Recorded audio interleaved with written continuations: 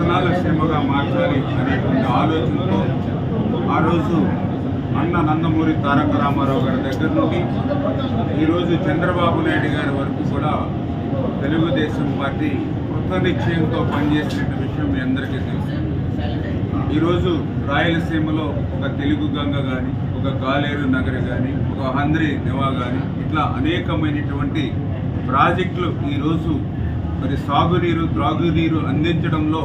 పనిచేస్తున్నాయని అంటే ఇదంతా కూడా ఆ రోజు అన్న ఎన్టీఆర్ దగ్గర నుంచి చంద్రబాబు నాయుడు గారి వరకు చేసినటువంటి కృషి ఫలితం అనే విషయాన్ని కూడా సందర్భంగా తెలియజేస్తూ, అందులో ముఖ్యంగా ఏదైతే ఈరోజు మనం చూస్తూ ఉన్నాం హంద్రి నివా, ఇది ఆసియాలోనే అతి పెద్దగా మరి పొడవైనటువంటి ఎత్తిపోతల పథకంగా ఉన్నటువంటి విషయం. ఏదైతే ఫేజ్ 1లో మరి 3 రిజర్వాయర్స్, అదేవిధంగా ఫేజ్ 2లో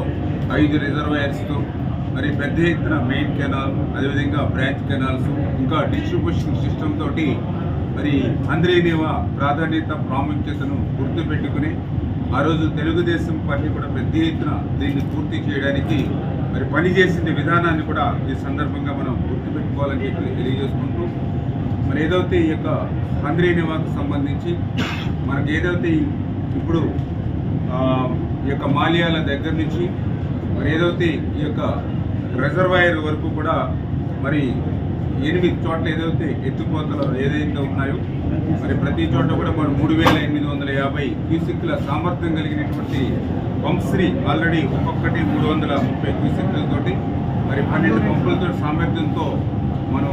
ఈ యొక్క ఎత్తిపోతల ఈ మాల్యాల దగ్గర స్టార్ట్ అవుతున్న విషయం కూడా మనం చూస్తూ ఉన్నాం. కానీ దురదృష్టం ఏంటంటే మరి 3850 క్యూసెక్లకు సంబంధించిన సామర్థ్యంతో ఆ రోజు చంద్రబాబు నాయుడు గారు ఒక ప్రణాళిక తీసుకున్నా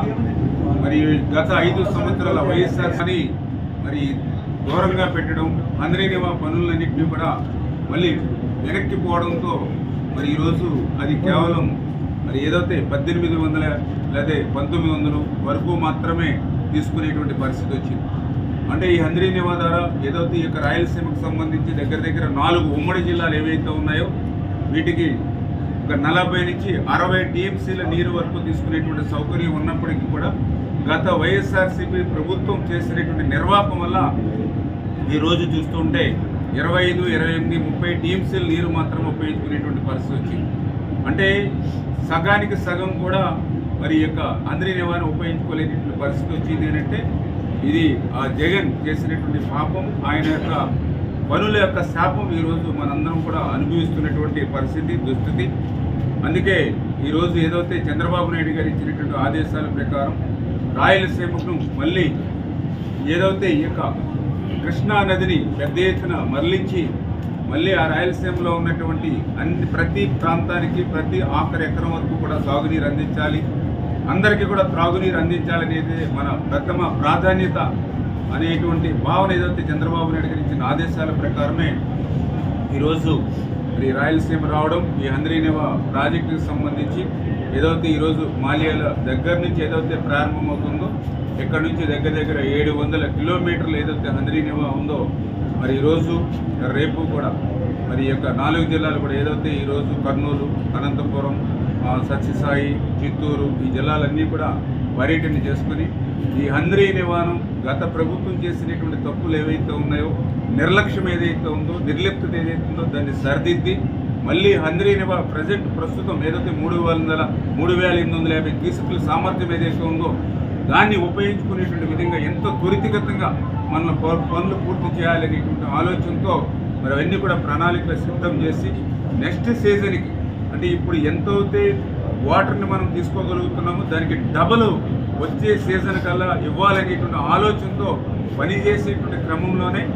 ఏదైతే మా ఉన్నతాధికారులు కానీ మేము కానీ చంద్రబాబు నాయుడు గారు ఇచ్చిన ఆదేశాల ప్రకారం ఇక్కడ ప్రత్యేకమైన దృష్టి పెట్టమని కోరిన మీదటే ఈరోజు ఇక్కడికి వచ్చి ఈ యొక్క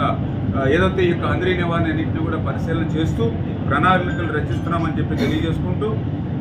అదేవిధంగా ఏదైతే ఇప్పుడే చెప్పాం రాయలసీమకి తెలుగుదేశం ప్రభుత్వంలో న్యాయం జరిగితే మరి వైఎస్ఆర్సీపీ ప్రభుత్వంలో మరి తీవ్రమైన అన్యాయానికి గురైనటువంటి పరిస్థితి. ఎందుకు చెప్తున్నామనంటే ఆ రోజు మేము కూడా చూసాం, పర్టికులర్ ఇరిగేషన్ ఆంధ్రప్రదేశ్ రాష్ట్రంలో ఆ రోజు 2014, 2019 5 సంవత్సరాల తెలుగుదేశం ప్రభుత్వంలో మొత్తం బడ్జెట్ 5 సంవత్సరాల బడ్జెట్ ఆ రోజు మాకు 7 లక్షల కోట్లు ఉంటే అందులో మేము ఓన్లీ ఇరిగేషన్కి 72,000 కోట్ల రూపాయలు మేము పెట్టేటువంటి పరిస్థితి. తర్వాత ఏదైతే 2019, 2024 జగన్మోహన్ రెడ్డి 5 సంవత్సరాల్లో ఆయనకి 12 లక్షల కోట్ల మొత్తం బడ్జెట్ ఉంటే అందులో ఆయన ఇరిగేషన్కి పెట్టింది కేవలం 49,000 కోట్లు మాత్రమే. దయవుంచి మీ ద్వారా కూడా ప్రజలందరూ కూడా ఆలోచన చేయాలి. 7 లక్షల కోట్ల బడ్జెట్ ఉన్నప్పుడు మేము 72,000 కోట్లు పెట్టాము. ఆయన 12 లక్షల కోట్ల రాష్ట్ర బడ్జెట్ ఉండి ఆయన పెట్టింది 49,000 కోట్లు మాత్రమే ఇరిగేషన్ శాఖ. ఆ 49,000 కోట్లలో కూడా మళ్ళీ ఖర్చు పెట్టింది ఎంత అంటే కేవలం 31,000 కోట్లు మాత్రమే.